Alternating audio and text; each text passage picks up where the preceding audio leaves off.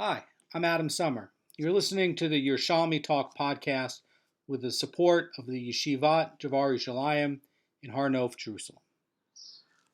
This is Peah, Chapter 6, Halacha 7. We're going to get into a really interesting conversation about grain stacks and hidden objects. The Mishnah lists various situations in which produce is not going to be subject to the law of shchicha. Mishnah says grain that was given for fodder or for bindings. So let me explain that.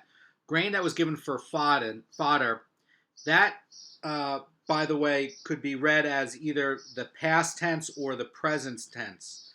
So it could be read as that it was already given, and therefore, if some of it were forgotten, it's not going to be subject to shiurim. Why? Because shiurim is for humans. It's not for animals. A lot of times, barley would be used for animal feed to try to fatten them up, and the animals, if it's already designated for them, it's already been given out, and some of the sheaves by the animals are forgotten, it's not going to be subject to shiurim. The poor person has no right to take it. Not only that, the was given can be read in terms of the present tense, where you're reading it as saying that, the intention of the farmer, even though he just started cutting it and didn't even bring it out to the animals yet, that these are basically designated in the mind and the intention of the farmer as animal feed. By the way, it's not hard to figure out which crop is going to be animal feed and which is not. The tradition is that wheat is going to be used for human consumption, but barley is going to generally be used for animal feed. It can be used to make bread, but it's a very low quality bread. Certainly, we use it for the omer, but it's not. It's really more fit for animal food than human food, and it's not like a mysterious thing where a farmer is going to be sitting there saying, no, I meant it was for animals instead of people, and you talk about like high quality wheat. That's a lie, okay? But if it's for barley, you can see, and he says, no, this, I'm cutting this, and this is going to be for animals, even though I didn't give it to the animals yet. They're not going to fall as shchicha. So that's two ways to read the word was given here. And then where it says for bindings, there's a couple of ways to look at that. One is the Rosh points out that this could be where they're going to use it as cord, kind of like rope or cord. You could use it to tie together a sukkah, or you could use it to tie together other produce. And it makes you're really using it for the straw, and that means that it's really being cut for another use, not human consumption. So the obligation of shchicha is not going to apply because it has to be for human consumption. By the way, this would also be the case where if it's cut prematurely, whether it's going to be cut more than 1/3 ripe or even before 1/3 ripe, and really in either case you're using it for the straw and to create cord and binding. So it's not a human thing. And the Rambam, in his commentary in Hilchos Matanos Aniyim, chapter 5, halacha 9, has another way to read these small bundles, and he's reading it in terms of a type of sheaf that are not in their final form. He's saying that sheaves are in their final form, and these are small bundles that could come about depending on the farmer's work process, where they haven't really consolidated this yet. Maybe they haven't even tied these up. That you have stalks that are on the ground, and they haven't even started consolidating them to bind them up into more formal sheaves. And that's what the Rambam means about that. That he's calling these small bundles something that's not in the it's a sheaf that's not in the final form. Perhaps they're before the sheaving process, where they're going to gather a little bit more up and then bundle it together. And so you could see a bunch of straw that's there that perhaps hasn't been consolidated yet, and you'd say, oh, well, this is mine, you forgot about this. And he's saying, no, I didn't actually turn these into sheaves yet. So I think that's what the Rambam is referring to, depending on somebody's work process. Somebody might not do it that way. Somebody might be cutting it and sheaving it right away. But you might have other people that are not. They're laying the stuff there, and then they're going to come and create the sheaves as they have enough laid down. And so these are going to be looked at as something where it's not a finished product yet. Then the Mishnah talks about stalks of garlic that were harvested for binding and bundles of garlic and onions, and they're not subject to shiurim. Sometimes you'll go into a gourmet store and you'll see garlic cloves that are all braided together, because there's a lot of, it's not just the bulb, but you have the stalk that grows out of the bulb, and they can make very nice looking braids out of the stalk with all the bulbs there, and then you could pick off garlic cloves as you need them. And they're saying that no, this is not going to be, these bundles, these sort of artistic looking bundles that you hang up in your kitchen and you can pluck off garlic as you need it, is not going to be subject to shchicha as they're binding it. Why would that be? The reason is from the Rosh. He's pointing out that in the first three cases, they're exempted for human consumption, and this last one is not exempted from human consumption. It is part of human consumption, but they're basically saying that it doesn't meet the legal definition of a sheaf, because it's really going to be too small. Rabbi Moshe Feinstein in Beurim, Safe 136, is going to say that these small bundles of garlic or onions are collected and rebound into larger bundles, and only the final sheafs are subject to shchicha, but the intermediary bundles are not. Or alternatively, even if the farmer does not intend to consolidate them into larger bundles, they are exempt because those bundles are too small to qualify as sheafs. So there's another way to read that, where they're saying that if it's too small, it's not going to be subject to it. Or if it's like what the Rambam was saying, that it's in the process where they're going to make very, very, very big sheafs of these braided garlic things to make it easier to transport it all, then if it's significantly large enough, then it would be subject. But ordinarily for a few small braids of garlic, it's going to be insignificant. It's not going to be subject to it. Now the Gemara gets into something that's really interesting and gets into a lot of issues about shos and mishpat. So concerning any produce, says the Mishnah, that is hidden in the ground, such as loof, which is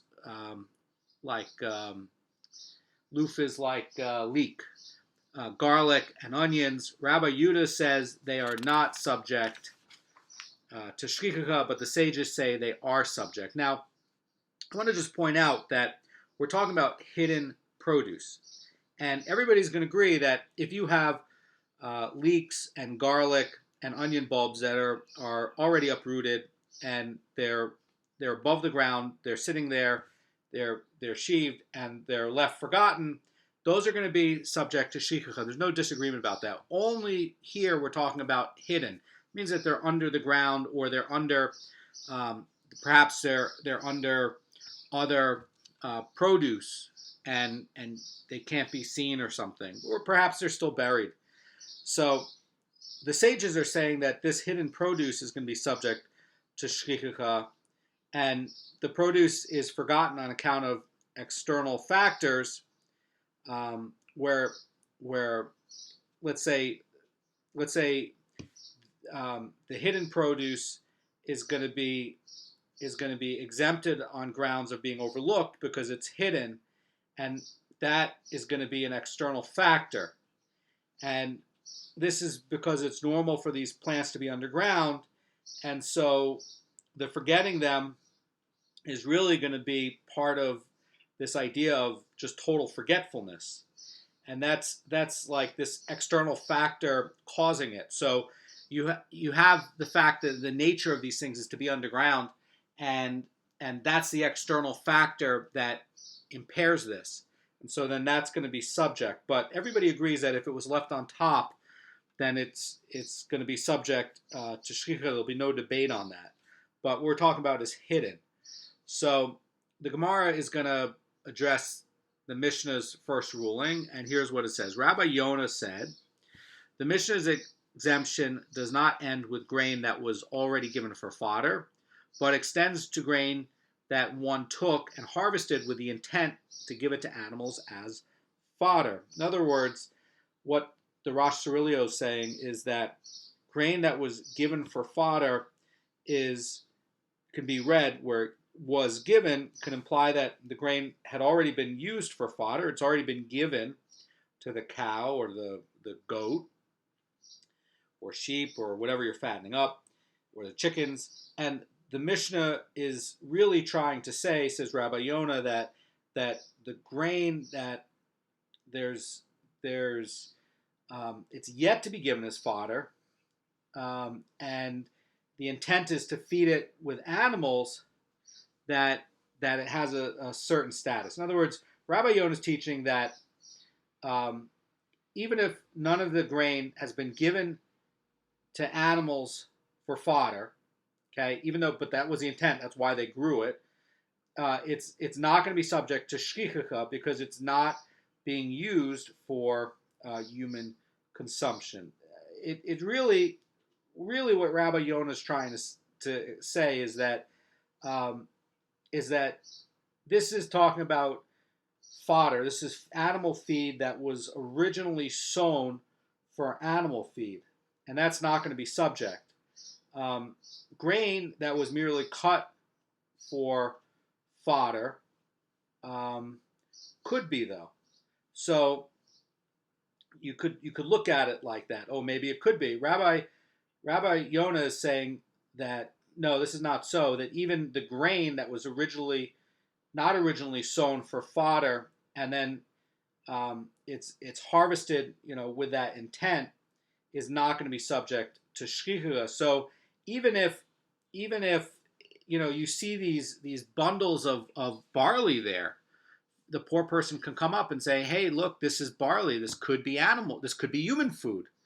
And according to what Rabbi Yonah is pointing out of what the Mishnah is saying, they're saying no, that this was sown for this and it was harvested for this, and it's not going to be fit for human food. It's not human food. It's for the animals.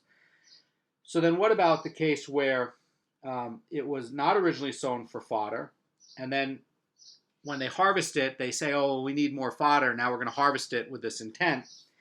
And according to that, in Beurim, Rabbi Moshe Feinstein is pointing out in Safe 136 that even that intention of when they harvested it, even though it wasn't originally sown for fodder, but when they're harvesting it, and now they have, okay, we're going to use this, we're going to feed the chickens with it, that is not going to be subject to shchicha. So the intention really does matter here.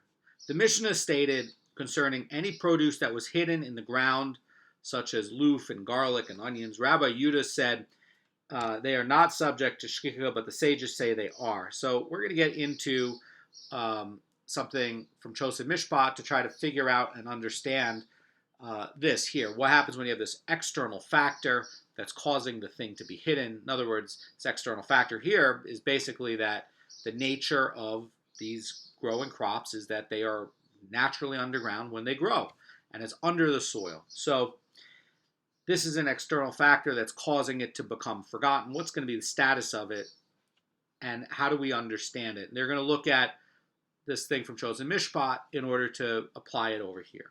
So the Gemara is going to talk about another Mishnah regarding hidden objects, in which the opinions of Rabbi Yudah and the sages are actually going to be reversed. And now they're going to apply it over here to Peah to try to figure out why are they reversed and what does it mean and what is the liability. So we're talking about the Mishnah over in Baba Kama, chapter 6, Halacha 7. And in the Bavli, that would correspond to Baba Kama 61b. So in the Mishnah over there, it says, if one sets fire to a stack of grain, these are very, very big, by the way. Stacks of grain are gigantic. And utensils were hidden under it, and they were burned together with a stack. Rabbi Yudah says, in that Mishnah over there, he pays for whatever was inside, including the utensils. Marafulda says about this that Rabbi Yudah holds that the person who set the fire, even on his own property, is liable for everything it burns, even items that are hidden from view. The sages say in that Mishnah, he pays only for the stack of wheat or for a stack of barley. And the Marafulda is pointing out that over there in that Mishnah, the sages hold that one is not liable to pay for fire damage to hidden things. So if you have a stack that was wheat, he pays as though it's going to be containing only wheat, including the space taken up by the utensils. And if it's going to be made up of barley, he's going to pay as if it contained only barley. He's not going to be paying for whatever space was underneath there that had not only the space taking up of it being utensils, but it's going to be treated as if it was just whatever that grain was throughout the entire stack, and that you're not going to be. That's what the sages are saying over there. So how can we reconcile this? It looks like you have two different opinions. They're contradicting themselves. What's going on here? So the Gemara is going to point out this, what looks to be like a contradiction in Rabbi Yudah's position. Over there, he's saying that you are liable for hidden things, and over here he's saying that you're not. And the sages look like they're saying the opposite as well. So the Gemara reads, the opinions of Rabbi Yudah are reversed. There, with respect to damage of fire, Rabbi Yudah says the verse means to include the liability of hidden things.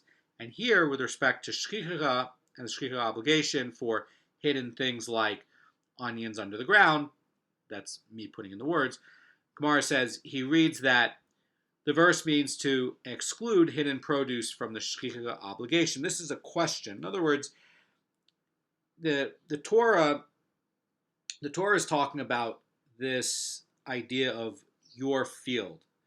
So it's sadeh. And over there, with respect to the shchicha obligation, it says, when you reap the harvest in your field, and you forget a sheaf in the field. So that's in Beurim 29:19. And with respect to fire damage, it's also using the word field, okay? And that's going to be in Exodus 22:5. And here's what here's how it reads. It says, if a fire goes forth, and comes across thorns and consumes a grain stack or standing grain or a field, the one who ignited the fire shall pay. So with regards to shchicha, Rabbi Yudah is explaining the term field as limiting the law to shchicha, to produce that lies exposed on the field. And, he should explain the term field stated with respect to fire damage, fire liability, as limiting liability to damage by fire to items that are exposed in the field. So why then is he explaining the verse to include even hidden items over here? In other words, he's saying that your field over here, for shchicha, and your field over here, that he's saying that it's limited with shchicha because over here in Devarim, it's saying when you reap the harvest in your field and you forgot a sheaf in your field, it's limited by the term sheaf. That's how he's reading the Torah, and therefore the limit on shchicha over here limits it over here to just the sheafs, and over there it's not going to be where it's just limited to sheaf in the Torah, and so that's how he's coming up with this reading to explain the two. Okay, in other words, he's saying that with the shchicha, that it's limiting the law of shchicha to the produce that's on the field because the Torah says it's shchicha, and that's where it's limited to, and it will not include other things, hidden things, because the verse says with shchicha in the field. It doesn't say hidden things, okay? And the reason that he's saying that you can do hidden things with the grain stack over there is that it doesn't say that it's limited. And so he's reading it as saying that the fire goes forth and it hits a grain stack or standing grain or a field. So where he's saying like or a field, he's saying, well, there's no limit there of like talking about just a sheaf. It's talking about everything in the field. What could be everything in the field? That could include hidden items. So he's taking field over here and field over here, and over here he's reading it where the shchicha is limited, and over here it's not.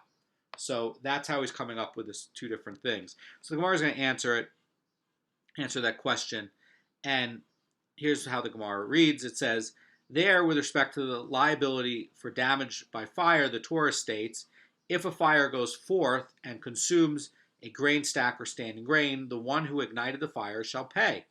Now, from the implication of that which is stated, standing grain, we do not know that a grain stack is encompassed as well.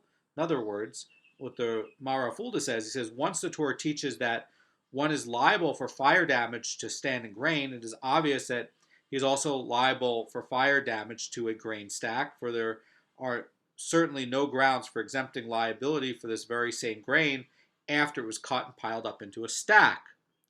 So Gemara continues, says, what need was there for the Torah to state a grain stack? In other words, why is that in there? And the answer, says the Gemara, is to include liability for hidden objects. So Mara Fulda explains that the Torah states a grain stack to teach that that he is liable for the entire grain stack, even foreign objects hidden underneath it, which would have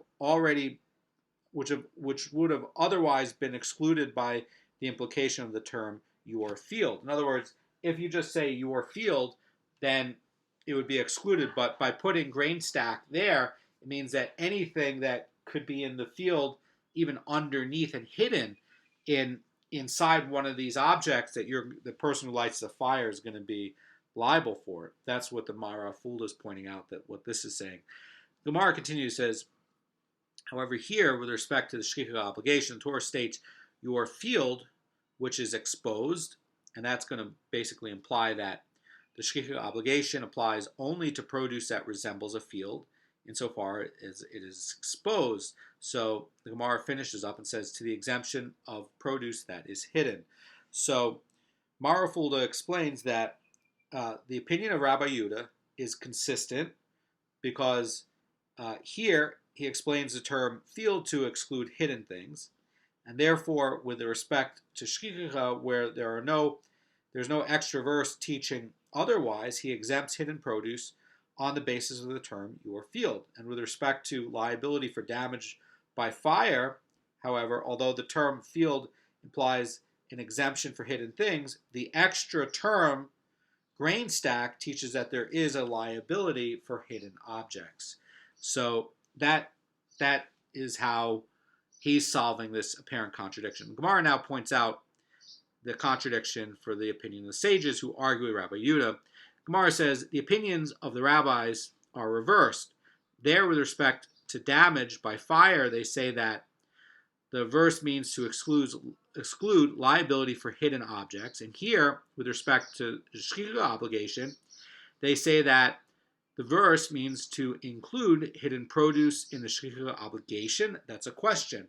And basically what they're saying is with respect to the shchicha, the rabbis apparently explain the term field as including even produce that is hidden, and likewise they should explain the term field stated with respect to fire damage liability to include hidden items. But they impose a liability for the damage of even such an item, so why are they explaining the verse to exclude hidden items? And the Gemara is going to answer that. In other words, it's a good question. Why are they explaining this way? Gemara answers, says, there, with respect to the liability for damage by fire, the Torah states, if a fire goes forth and consumes a grain stack or standing grain or a field, the one who ignited the fire shall pay. Now, Gemara reads, the Torah mentions a field to teach that just as one's field is exposed, so too one's liability for fire damage to any object that resembles a field, insofar that it too is exposed to the exclusion of things that are hidden. In other words, like Rabbi Yehuda, the rabbis are saying that the term field implies an exclusion of hidden things. So there's no disagreement on that. And they exclude, quote unquote, hidden objects from liability for fire damage, and their argument is centering on this extra term grain stack. Rabbi Yehuda is using it to teach that one is liable for fire damage to hidden objects, while the rabbis do not hold that. So the exclusion of hidden objects is derived from the field is going to remain. And the Yerushalmi Bava Kama is actually going to raise this question as to what the rabbis learn from this extra grain stack that's put in there, and it actually doesn't give an answer. There's no answer on it. So let's continue.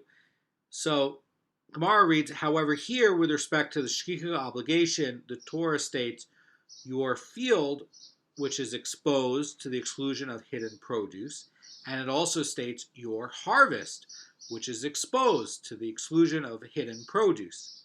Thus, says the Gemara, the verse presents one exclusion, in other words, a hidden produce, following another exclusion of hidden produce, and in accordance with the general rule, one exclusion of hidden produce following another exclusion of hidden produce does not serve to exclude, but rather to include hidden produce. So let's take a look at what the Rosh Cirilio says to help us to understand it. So one of the principles of scriptural hermeneutics and explanation is that if you have back-to-back exclusions, that they actually end up canceling each other. And the overall effect is to indicate an inclusion. Okay, we know that from Orla in chapter 1, Halacha 2. It's also in the Tosfot Yom Tov. And you can find that explanation over there. So, of this principle. So, since this verse, it says that there are two exclusions of hidden produce, it follows that something hidden is not excluded at all. Rather, the two exclusions teach us that shkika does not apply to hidden produce. So let's just sum this up and try to nail down this. Okay. So according to Yerushalmi, Rabbi Yehuda and the sages agree that the term field, there's no disagreement there, the term field implies an exclusion of hidden items. Okay. So you can imagine it's open and it's there, and it's what you see is what's there, and there's nothing hidden there. Term field excludes hidden items. But both the term field stated with respect to fire damage and the term field stated with respect to shkika implies an exclusion of hidden produce. Rabbi Yehuda explains that the extra term grain stack stated with respect to fire damage is there to teach an inclusion of hidden objects, and the sages explain the additional exclusionary term your harvest stated with respect to shkika is teaching an inclusion of hidden produce. So that's how they're ending up with two different opinions in two different places. Okay, so over here, the sages are saying that your buried onions, okay, are going to be excluded because you have two exclusionary terms, field and field, and because you have two exclusionary terms, they're going to cancel out each other, and it's going to mean that over here with the onions, it's going to be meaning that it's going to be shkika, and that hidden things are you're going to have it to be included over here. And Rabbi Yehuda is saying that these two cancel each other out, field and field, and the only place that it's mentioned over there where there's an exclusionary term is with a grain stack. And so over here, the grain stack means that on this case with the fire damage, that the hidden objects will be excluded there or included there as liability for the grain stack, but not over here because there's nothing else here to tie it together. And that the term is really just going to be limited to just shkika, so that over here, the buried items will still belong to the owner, says Rabbi Yehuda. And over there, the grain stack in the term of the Torah is gonna mean hidden items over there, but not over here. The sages don't agree with that, and they're basically saying that you're liable for hidden produce over here with the shchicha, but not over here with regards to the grain stack. This is an addendum to our shiur. I was thinking about this all day, about this dispute between the sages and between Rabbi Yehuda, and I wanted to sum this up in a nutshell for you. Rabbi Yehuda and the sages have basically opposite arguments in the other Mishnah. Over here, they're saying that the onions that are buried are going to be in a case where Rabbi Yehuda is going to say that it's not subject to shchicha, and the sages say it is. Over there, for the hay under the grain of under all the hay stack, the wheat stack, they're going to say that the sages are going to say that the utensils under there are not subject to damages if there's a fire, and Rabbi Yehuda says there is. Now, halacha l'maisa is where it's the sages. Now, if you have a hidden object underneath a haystack, okay, the person who lights the fire is not subject to damages for the utensils under the haystack. They are going to be assessed as if it's just wheat or barley under there. So if there's hidden objects under there, they don't have to pay for it. Rabbi Yehuda says that they do. Okay, here's what's happening, okay? And here's how the sages come up with their point, okay? The sages are saying that it's the field and the field. Over there, it's the field, and over here, it's the field. Both are written in the Torah. And they're using this to make an exclusion for the hidden produce.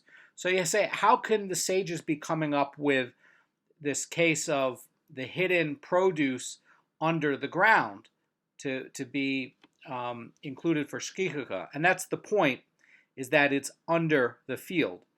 They're saying that everything that's at the field level and up is going to be subject to damages. So that if you have something that's hidden underneath that field level, like underneath the haystack that nobody knows about, then that's not going to be subject to damages. You're just going to have to pay for what's on that. What's on that field, you're going to have to pay for the haystack, the grain stack.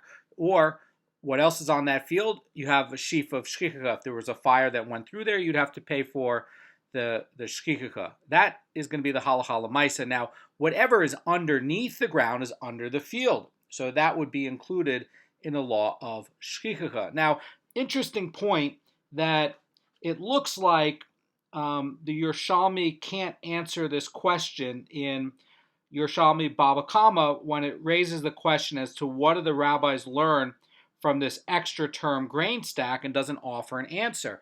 And so it looks like, hey, wait a second, they must not be answering for some reason. They're just making it up. And that's really not true. The reason they're not giving an answer is because if it's an obvious question, you don't have to give an answer. So they choose not to entertain it. Now, if we go back to Peah chapter 6, halacha 5, toward the end of it, where it's talking about this debate between Bet Shammai, Bet Hillel, in this same pasuk in Devarim 24:19, Bet Hillel is using this term grain stack to prove their point against Bet Shammai. In other words, over there, Bet Shammai was saying that the sheaf that stands next to a grain stack is going to be exempt from shchicha, and Bet Hillel is saying there's no such exemption, and the sheaf is going to be subject to shchicha even if it's situated next to a stack. And they're going to be learning it. Bet Hillel is going to be learning that halacha because you have a sheaf next to a grain stack, literally there in the Torah. And that's how they're proving this point to Bet Shammai. Now, there's a principle in the Torah that only one word or one part of a pasuk can be used to teach one idea and can never be used to teach two ideas. So this extra word, grain stack, is there to prove Bet Hillel's point about this halacha.